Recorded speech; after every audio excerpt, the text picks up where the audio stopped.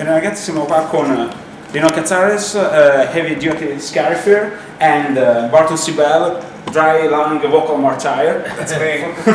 How you doing? Dei Fear Factory, sono qua per parlarci del loro nuovo album Mechanize e del concerto che terranno questa sera ai magazzini in generale a Milano.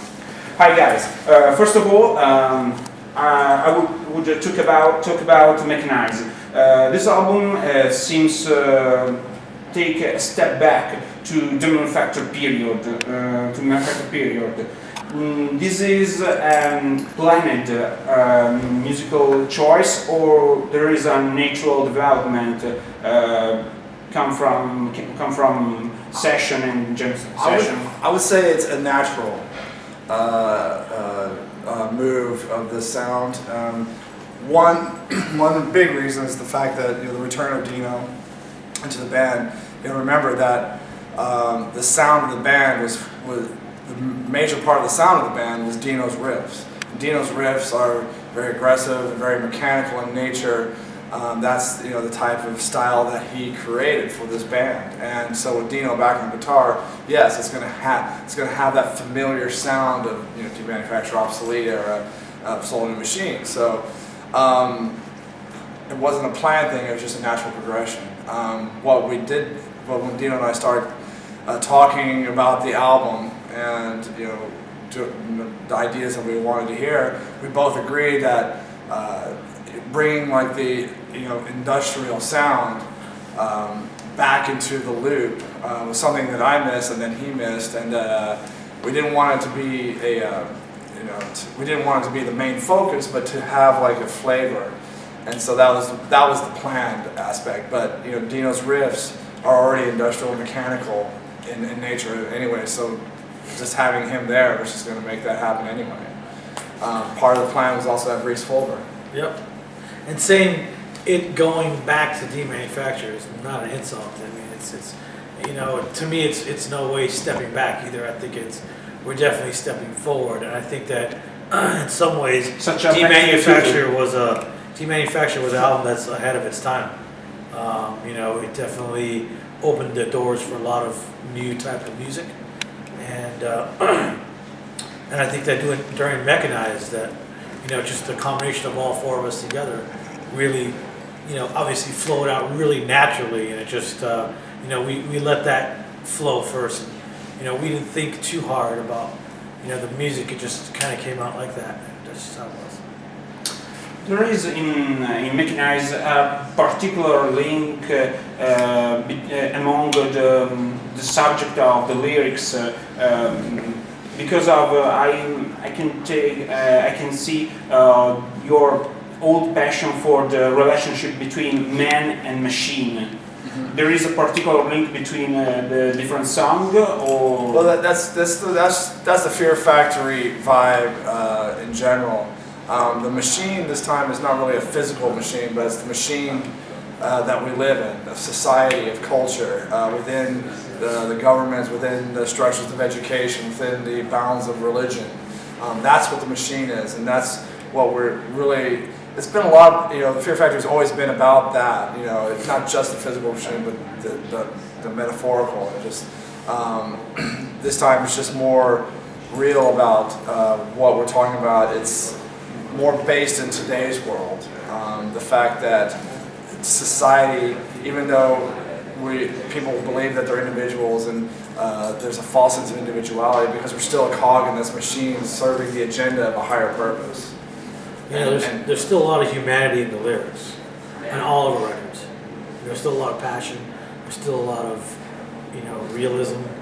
And it was just our interpretation of how we see things and how we feel about things. Now it's time of the evil quest. Why you should still play with Barton Stroud and not to involve Christian Olde-Wolbers and Raymond Herrera, for example, for an experimental 5-piece lineup? Yeah, we did not choose to have them. They chose not to do it. It's a long story. I'd rather you have enough time on the camera? Yeah. Unfortunately, there's not much mystery left in music these days, and there's too much known about that. And fans don't really need to know about that. And the fact that we have a great lineup, the fact that Raymond and Christian had the opportunity and they chose not to. So I want to talk about Gene Open. Gene Open will be actually a member of Fear Factory, not a session. He's a part of Fear Factory, but he's, right now he's just... He's a gypsy. He's a gypsy. Gene chose to play with Fear Factory. And so it wasn't like we chose him, he chose us. He will take part in the songwriting process because of his great guitar player and a wonderful songwriter. Well, he took part in the writing process on this album, and we'll see if he chooses to do it again. I hope so, but he's a gypsy. In your opinion, are the current world scene, not music world, the world today, it's closer to one of your release, a book of Philip Dick, or a video game, or the bad copy of a reality show?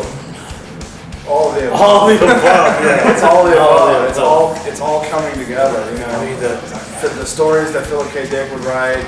The video games are based upon actions of war, which is part of our world today. And then there's reality, which is not real. Reality shows, which is not really reality, but it's just people without talent on TV. And I think that's the world today. It's everyone. Andy Warhol was right. Everyone gets their 15 minutes. Therefore, we won't see Fear Factory at the next edition of American Idol. That's a great idea. I doubt it. Just kidding. I don't think Simon That was Cowell. horrible. That was bad. Simon Cowell wouldn't like us. But I can see a reality show based on all the drama that we've had in this band. That's true. In your opinion, this is the last question. In your opinion, you have seen the last 1 or 2 years a band which could make you follow your steps for the future, or you've seen nothing interesting in this? But Sugar's probably about the only interesting band that I see out there that's really, taking music to something else. Yeah, they are the most original band out of recent musical history that is really doing something relatively new. I mean, in my opinion, Meshuggah is the evolution of industrial music, and they do it really well. I'm a good band, so on they go. But there still is a lot of bands out there that have that obviously have been influenced by Fear Factory, whether they know it or not. Through history, I think that Fear Factory was a very big influence in the 90s, and I think Meshuggah is probably the biggest influence in the 2000s.